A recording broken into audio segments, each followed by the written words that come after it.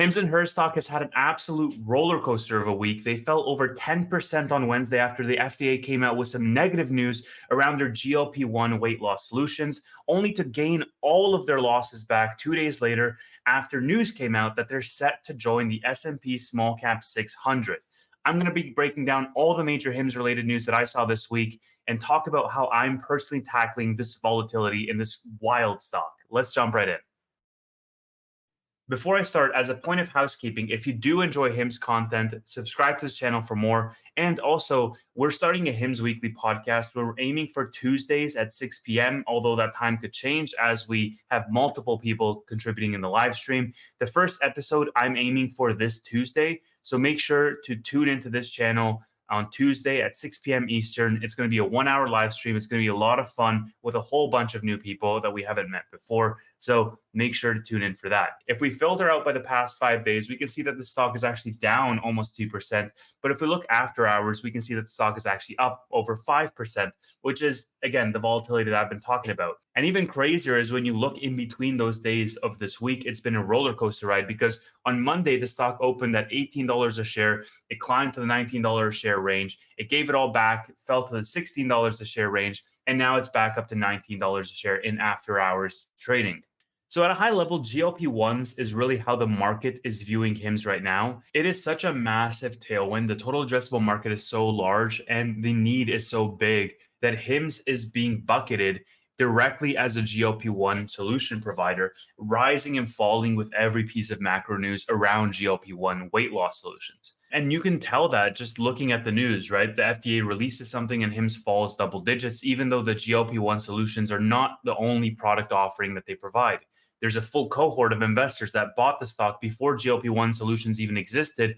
And there's a lot of stuff that HIMS does provide that's not weight loss related. I've covered this in previous videos in the past. And yes, weight loss solutions are the fastest individual growing segment for HIMS, but they're not the only segment for the company. It's much more multifaceted than just weight loss. But the addressable market here is so large that there's a lot of flexibility around growth and where that growth comes from. For example, a few weeks ago, HIMS announced that they were offering compounded GLP-1 injections for as low as $99 a month for US military veterans, teachers, nurses, and first responders as a service discount. Here, I think the price is a really important factor as it relates to these GLP-1 solutions, because a big distinguishing factor is the price point with regards to affordability of these solutions.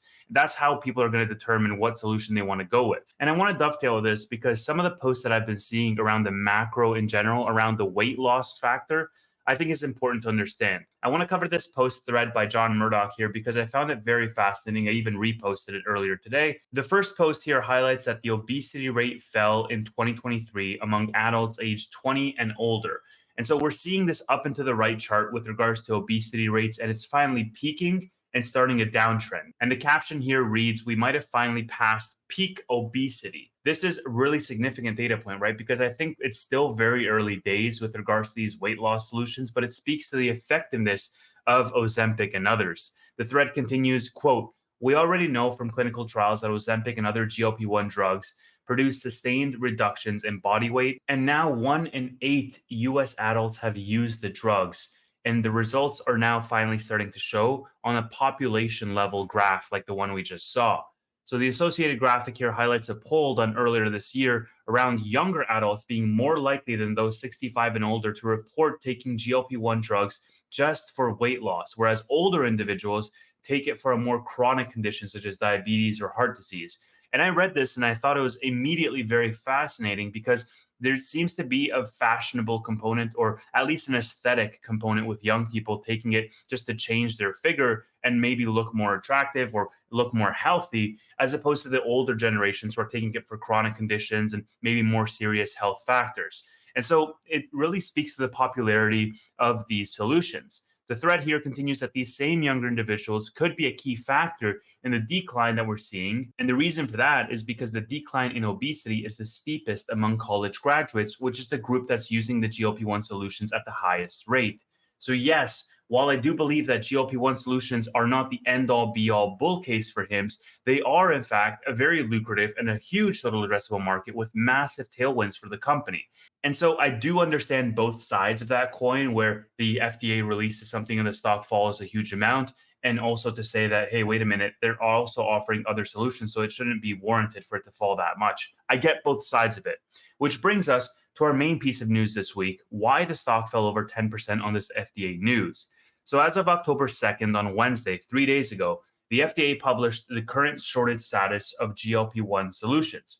And here, the first bullet point, the FDA has now declared the tirzepatide shortage as resolved. HIMS fell as much as 15% intraday trading. It fell to, I think, the low $16 range. I picked it up in the mid $16 range. I even posted about it. Even though HIMS does not really offer tirzepatide, they offer semaglutide, which is still in shortage, which you can see on this list. And yes, if you are wondering, I had to Google the pronunciations of many of these solutions. So let's step back and take a look at this because as I was Googling the pronunciations, I was also Googling, what are the differences between these and what are the main distinguishing factors. So semaglutide and tirzepatide are both medications that assist in chronic weight management, basically weight loss solutions. The FDA has approved versions of these medications for certain eligible individuals. Now, there's countless articles online that highlight the differences between these two from a technical perspective in terms of what they offer. But essentially, at a high level, the gist of it from all my reading is that tirzepatide is slightly more effective. At least with one study that I was reading, they found that participants achieved a greater level of weight loss in comparison with semaglutide. However, they're both approved versions by the FDA. And for reference, Ozempic, which is perhaps the most popular name in the space, is a semaglutide solution. So let's now pivot and take a look at this post by Manuel, which highlights a truest note on this news specifically. The post reads, on Thursday, the FDA deemed that the shortage on the tirzepatide injection GLP-1 medication has now been resolved.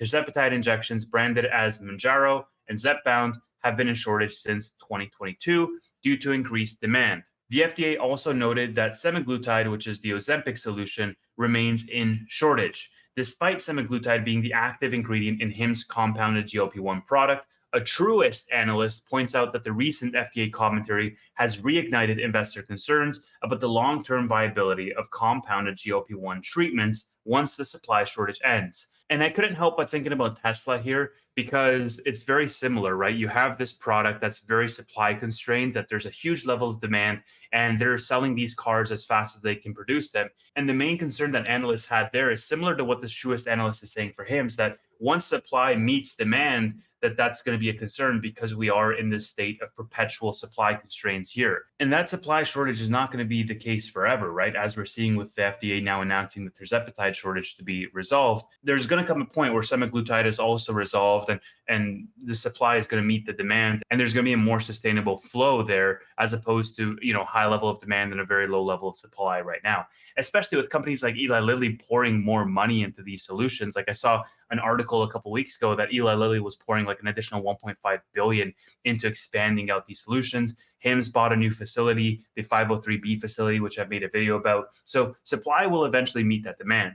Continuing in this post, Truist Consumer Survey reveals that approximately 10% of consumers currently use compounded GLP-1 medications, while 14% use branded versions. Many consumers opting for compounded GLP-1 cite lower costs as the main reason, while others note that their primary care physicians are hesitant to prescribe the branded versions. So here we have HIMS offering the compounded GLP-1 solution. We can see that the price is in fact a big factor, as I was saying before. HIMS asserts that the demand for its weight loss service could remain strong even after the supply shortages ease, as long as the company operates within compounding regulations and respects branded drug patents. So basically HIMS is saying, yeah, even once we reach parity between supply and demand, we're still going to do very well in that space. Based on third quarter card data analysis, the analyst from Truist notes that HIM's third quarter revenue is expected to exceed the guidance range by approximately $5 to $10 million.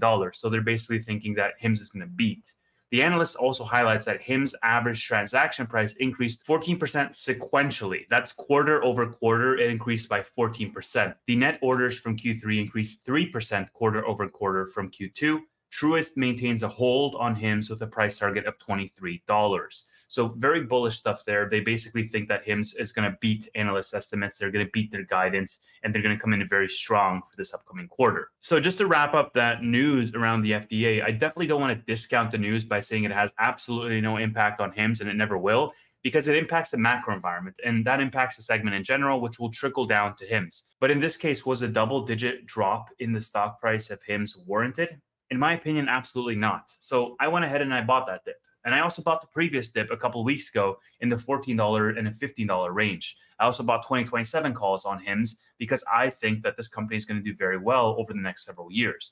And I really like this post by Dave because it summarizes my thoughts exactly. It says, quote, I've only bought HIMS 3 times since Q1 of this year. In May, when the CEO tweeted and the stock dipped as a result because the CEO is being political. I was not in the stock at that time, but I do remember this tweet and I do remember the controversy that it caused for the stock. In August, during the Eli Lilly customer inquiry and Zepbound discount, I did buy this dip, in fact, and I even made a video about buying this dip. This was my initial HIMS position in August. And today, during the ending of the tirzepatide shortage, which I, again, bought that dip on Wednesday. And essentially the through line here is that there's a lot of things that don't directly impact the company, but are directly impacting the stock. And I made a tweet about this saying that one interesting observation that I'm having as I invest more and more into this company in terms of money and time researching the company is that the pharmaceutical space is kind of convoluted and has a high mental barrier to entry. It's more complex of a space with regulation and with the FDA and with the compounds itself. They're very technical,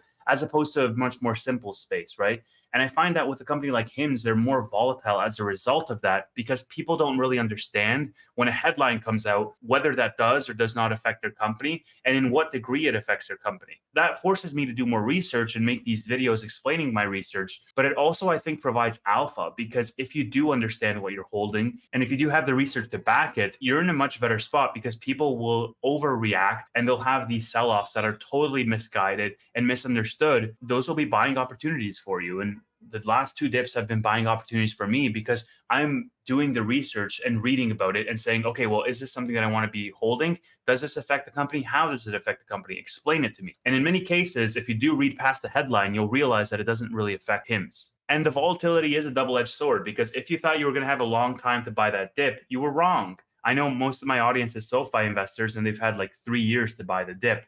But in this case, you had 2 days because on Friday, news came out that HIMS is set to join the S&P Small Cap 600 on Wednesday, October 9th, this upcoming Wednesday. The last index that HIMS joined was the Russell 2000 back in 2022. And what's interesting here is that they're joining with only 3 quarters of profitability as opposed to the standard 4 quarters of profitability that is needed. And as Chris highlights here, they're still qualified to join with 3 quarters of profitability because the sum of their EPS over the last 4 quarters is still positive, meaning when you aggregate everything on a trailing 12-month basis, this is a profitable company. And I want to wrap up this video on this specific post on purpose because I think much of my audience might be thinking that they might have missed the boat on HIMS, that this was a $5 stock at the beginning of this year. Today, it's almost a $20 stock. They didn't have time to build a position fast enough. At least I sometimes feel that way with the stock that's just going up every day. I found this chart really interesting, which highlights the company's revenue, their gross profit, and their free cash flow per share all going up and to the right, whereas the valuation over multi-year period remains fairly depressed compared to what it was a few years ago. Today, it trades at only 3.3 times enterprise value to revenue. Now, you could argue that EV to revenue is not the right measure, but the fact of the matter remains that this is an under $4 billion market cap company that's growing quite rapidly with huge tailwinds in massive multiple different industries. And of course, do your own research. But personally, I am a buyer here for my own portfolio because of the opportunity that this company provides for me for multiple expansion. I hope you enjoyed this episode. If you'd like me to make more content about HIMS, please let me know in the comments below, and I will start diversifying some of my content. And tune in for our very first HIMS weekly podcast this Tuesday, 6 p.m. Eastern on this channel. Make sure to turn on that notification bell to be notified whenever a new episode is posted. Thank you so much for watching. I will see you in the next one.